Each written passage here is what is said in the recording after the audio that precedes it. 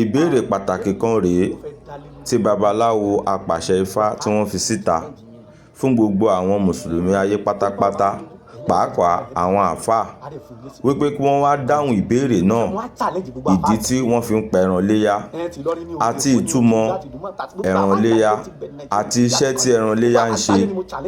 Ìdí ni pé ìtàn ẹran iléyá yìí ó wà nínú Quran, ó dẹ̀ wà nínú Bíbélì.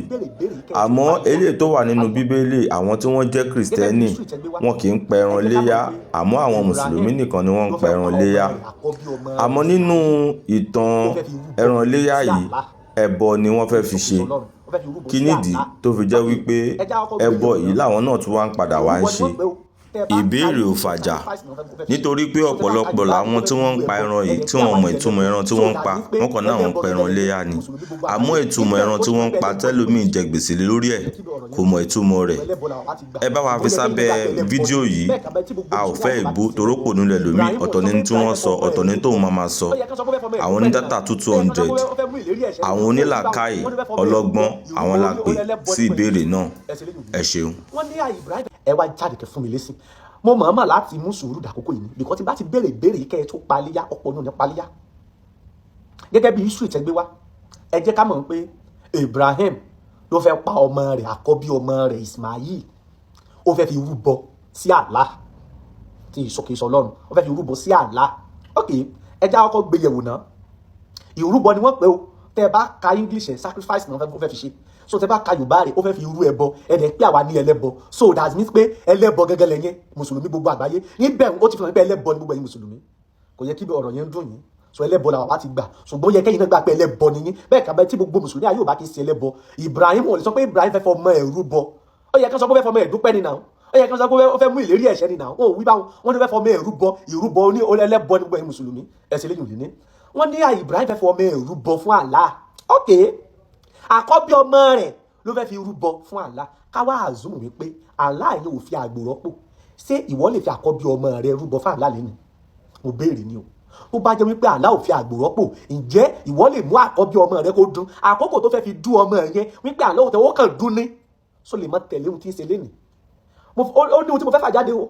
Ní pé ó kàn pa ọmọ òun náà lágbo ohun tí Allah ò fi àgbò rọ́pò. Ṣé ìwọ lè fi àkọ́bí ọmọ rẹ lénìí tílẹ̀ mọ́ yìí? So lè fi rúbọ. So lè fi rúbọ fún Allah èyí àkọ́bí ọmọ tiẹ̀.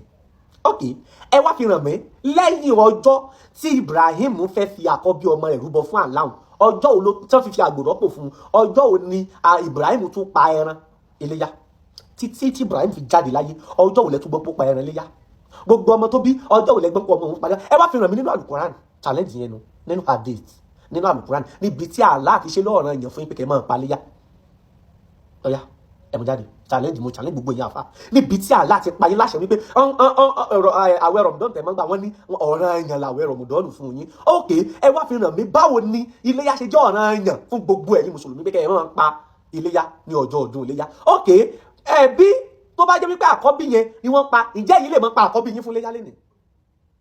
So ìgbà tí wọn ò ti pa àkọ́bí yẹn, ẹ ò need láti máa pa iléyá. Ibi tó bá wà ní Al-Quran àti inú hadith, ẹ bá ń kó jáde tí wọ́n ṣe lọ́rọ̀ yẹn fún yín pé iléyá yìí ó pa dandan fún yín kẹ́ ẹ pa. Eléyìí àkọ́kọ́. Ẹlẹ́ẹ̀kejì, ẹ bá fi ràn mí níbi tí Ibrahim kó tó kú lẹ́yìn ọjọ́ tó fẹ́ fọmọ ẹ̀ rúbọ fún Allah yẹn, ọjọ́ tó tún pa ẹran iléyá mi, ẹ tún bá mú jáde, ó di méjì. Ẹlẹ́ẹ̀kẹta, ànábì kànábì tó bá pa iléyá lẹ́yìn Ibrahim, ẹ bá mú jáde, ó di mẹ́ta.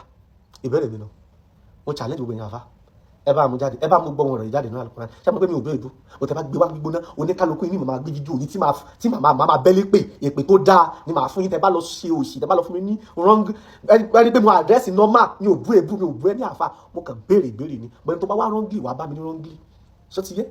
Ìbéèrè ni mo béèrè, ẹ bá mú jáde. Mi ò fi Al-Quran tí mi ò fi àdéhìsì méjèèjì ni kẹ́ bá ń kó jáde. Kẹ́dẹ̀ mọ́ sọ àdéhìsì báyìí lórí Quran báyìí, á lọ gbé àdéhìsì jáde, á lọ gbé Quran jáde, ibi tí wọ́n bá ti ṣe lọ́rọ̀ yẹn.